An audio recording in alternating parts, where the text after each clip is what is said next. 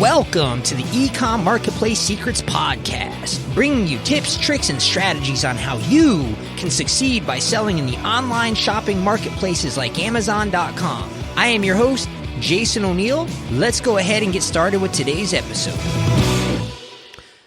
Today's topic I'm really passionate about. I love talking about this. We're going to talk about the 80-20 rule and how it applies to your Amazon FBA business. So a few years ago, I remember reading a book about the 80-20 rule, and it really was talking about how it applies to everything in life. Now, at the time of reading the book, I was familiar with the concept of the 80-20 rule from the perspective of sales and being a ex-salesperson and knowing or understanding that for almost any single business out there, the top 20% of your salespeople generate about 80% of the revenues that a company would do.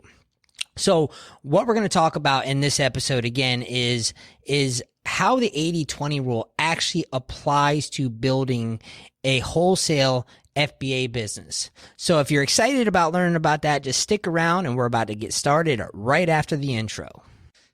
So selling on Amazon is a lot like building a portfolio of stocks. So something that I've always been passionate about since I was a young kid, about 20 years old or around that time, was the idea of how compounding interest works. And one of the first things that I was introduced to in that world was something called mutual funds. And really what a mutual fund is, like a group of stocks that's lumped together and it's managed by like a fund manager. The fund manager has a job of allocating the investor's capital into these stocks.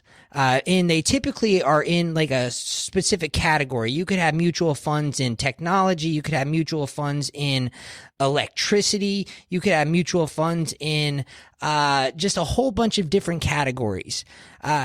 So let's just take an example of how one of these mutual funds might be made up. If you've ever seen a prospectus, which is essentially going to tell you in a particular fund all the stocks that are owned in that fund, you're going to see in this example, you might have 20% of the portfolio is invested in Facebook. 15% of the portfolio is invested in Apple. 10% of the portfolio is invested in Google. And then the rest of the portfolio is made up of a large number of smaller companies that you may or may not have ever heard of.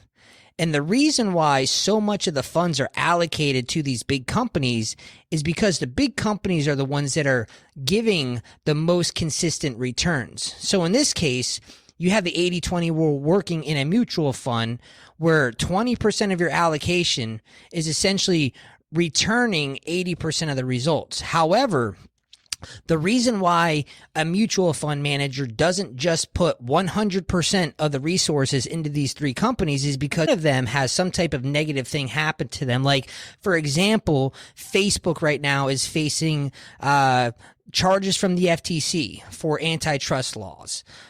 Or maybe there's some big scandal or allegation that happens. And if you have all of your eggs in one company, or a lot of your portfolio is made up of just a few stocks, if one of those stocks takes a dive, your entire portfolio takes a dive with it. So the idea of a mutual fund is by spreading out the investment over a larger number of companies, if one of them has some type of negative news that happens around them, while the portfolio is going to take a little bit of a hit, your entire investment doesn't just tank all at the same time.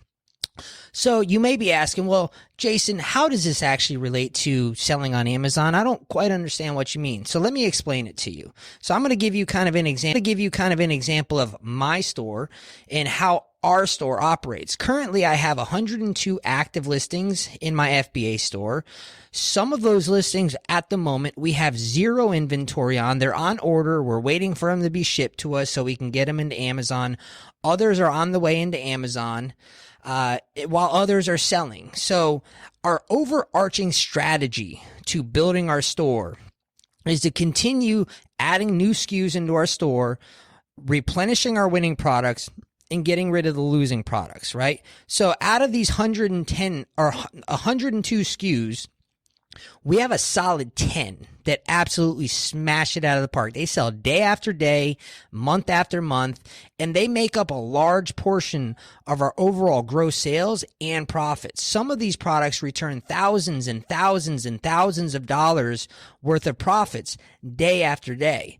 So our goal is to keep these products stocked as much as we possibly can, because when they're in stock, we know that they're going to predictably make money.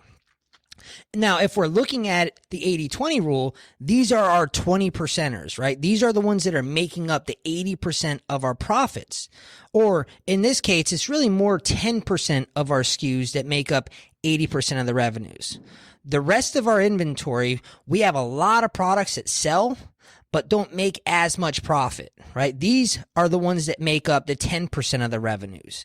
They're good products, but on their own, they're not going to take us to the promised land. And then we have the rest of the portfolio, everything that's left, which is essentially falling into one of three buckets.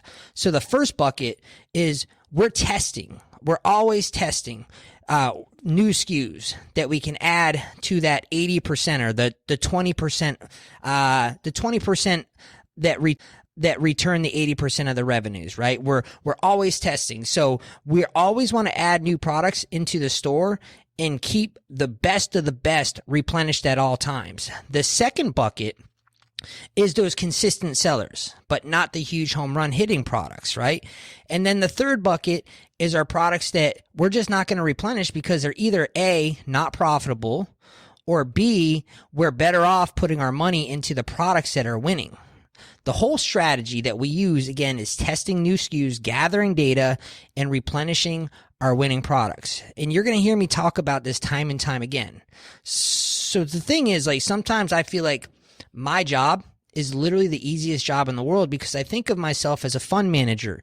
I just happen to manage a portfolio of physical products instead of managing a portfolio of stocks.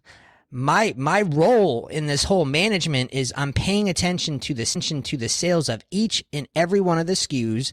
I'm managing the pricing almost on a daily basis, making sure that I'm competitive and I'm aware of where the competition's at and whether or not I need to adjust prices to push sales up, move prices back to increase my margins. I pay attention to that, and that's how we're able to consistently grow our store month after month. What I love about selling on Amazon and why I get so excited about the idea of being a product fund manager is that Amazon handles all the customer service. They handle all the fulfillment. So I can focus most of my energy on building my inventory and growing the number of SKUs that I have.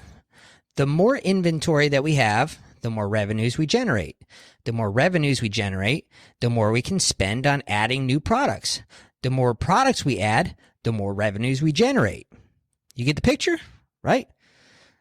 It's all about adding new products. It's all about managing your portfolio, keeping the winning products stocked, and just continuing to add to them. If you can do that consistently, if you pay attention to it, you could build yourself a really nice revenue stream, leveraging the multi-billion-dollar fulfillment network that Amazon has, the hundreds of millions of shoppers that they have around the world. It is, to me, it's like the modern day gold rush. It is building a stock portfolio of physical products that happens to be a lot more profitable than investing your money into the stock market. So that's really what I have for the day. It's all about those 20% of your products are going to really make up a large percentage of your revenues. You just need to make sure that you keep those things stocked, keep trying to add to that number of 20%, and that's how you're going to predictably grow your FBA sales over time. So if you get some value out of this, make sure that you subscribe to the podcast. Leave me a review. Let me know what you like about this topic. Let me know what you think. You agree? You disagree? Happy to interact with you. Thanks a lot. Have a good one.